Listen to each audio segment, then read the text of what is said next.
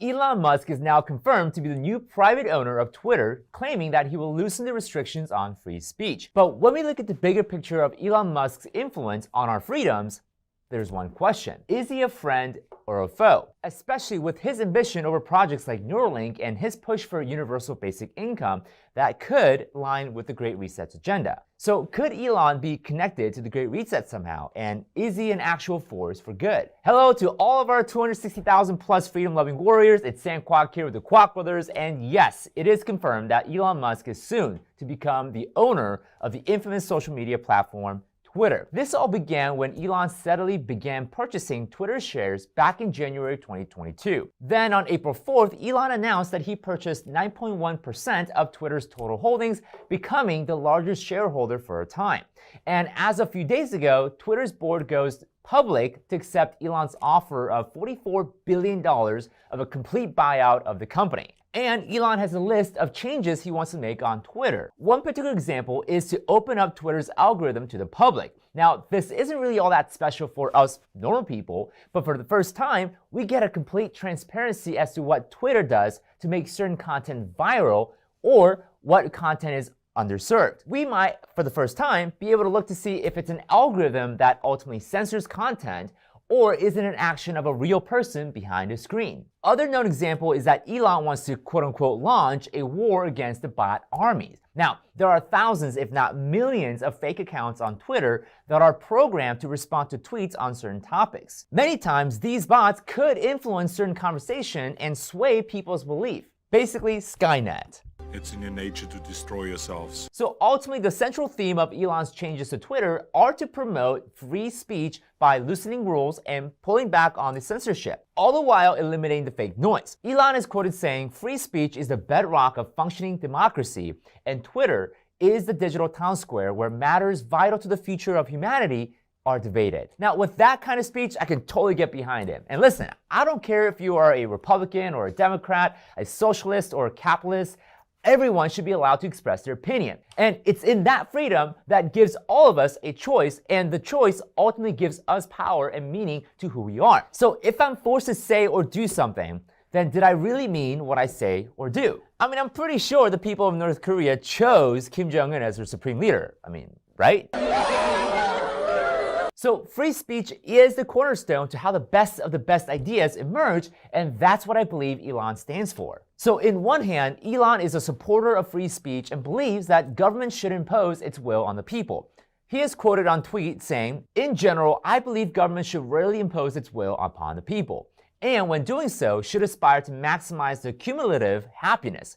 That said, I would prefer to stay out of politics." And he was also a vocal critic of the Build Back Better plan that Biden worked so hard for. And when I say hard work, it's really long naps and eating ice cream for the most of the time. But on the other hand, some of Elon's projects and stands align with the Great Reset's agenda, particularly the Neuralink project. And he's an avid supporter of the universal basic income, another alignment to the Great Reset's agenda. More on this in just a sec. So this video isn't just about Elon buying Twitter, but rather the question is Elon a friend or a foe? Especially, he is now becoming more powerful than ever before. And when a person or figure consolidates its power through where now this person owns a transportation company, a space company, a biotechnology company, and now a social media company, one has to wonder, where's this all going? But just when Elon announced that he plans on buying all of Twitter, Vanguard joined to bid against Elon's offer. Now, why this matters is that Vanguard CEO Mortimer Buckley announced that Vanguard is committed to moving away from shareholder capitalism to stakeholder capitalism, which is part of the Great Reset's agenda. So could it be possible that a pro-Great Reset company like Vanguard sees Elon as a threat to their agenda? And before Elon's bid to purchase Twitter, Vanguard purchased more shares, making them the largest stakeholder in Twitter, which represents 10.3% of the entire share. So clearly this move makes the situation look like Vanguard had something to protect. I mean, if Twitter was a useless of a platform for the Great Resetters, they would have been like, yeah, screw it, we don't need that platform anyways, let's just leave it alone, right?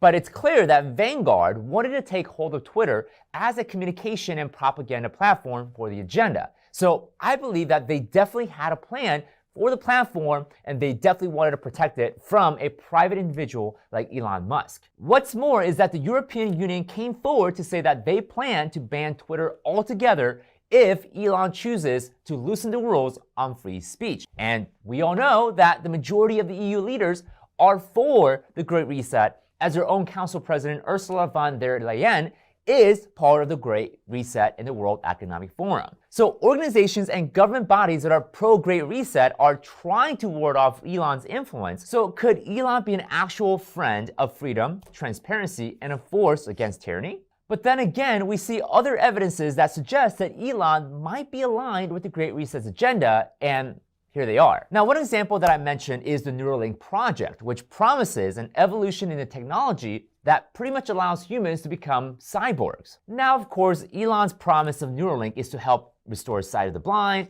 hearing to the deaf, and motor movements to the paralyzed. Basically, all the biblical miracles and sign of wonders. But here's where it gets into a little bit of a slippery slope. During the 2020 World Economic Forum meeting, DARPA scientist Dr. Yuval Harari suggests that humans will now soon become hackable. And we all know that this isn't some conspiracy theory, as the meeting was a real event in 2020, just as the Wikipedia banner below acknowledges it. And our own Pentagon's research funding arm comes out public with this fact. Of course, Pentagon claims that they will use this technology to treat mental health issues like thoughts that lead to suicide. But you and I know that Pentagon's gonna figure out how to weaponize this technology. I mean, come on, we're not stupid or anything. Dr. Harari is quoted saying, "The power to hack human beings can of course be used for good purposes, like providing much better healthcare. But if this power falls into the hands of a 21st century Stalin, the result will be the worst totalitarian regime in the human history." Right it is. So here's where I'm going with this.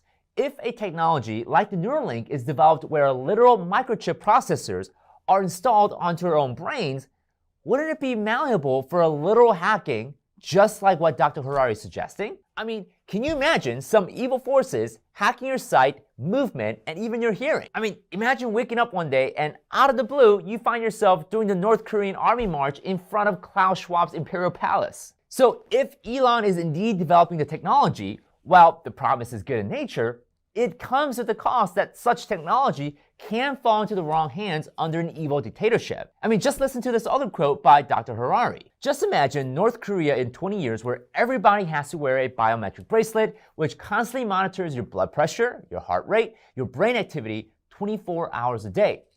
You listen to a speech on the radio by the great leader, quote unquote, and they know what you actually feel. You can clap your hands and smile, but if you're angry, they know you'll be in the gulag tomorrow morning. Scary, isn't it? But something else that Elon supports and have been vocal about is the idea of universal basic income, which is another bedrock agenda to the Great Reset. One Business Insider article quotes Elon saying, essentially in the future, physical work will be a choice.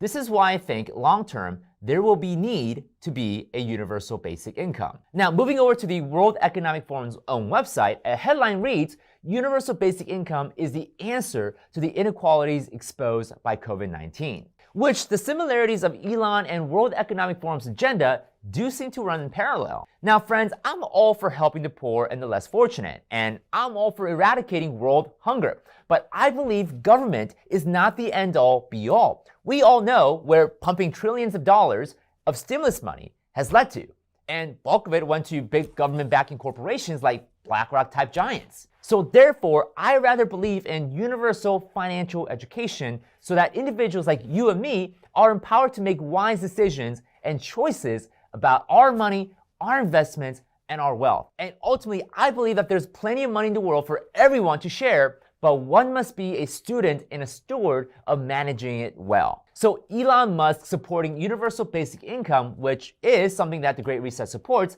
could flag Elon as a potential foe. But what are your thoughts on Elon? Is Elon a champion of freedom and transparency?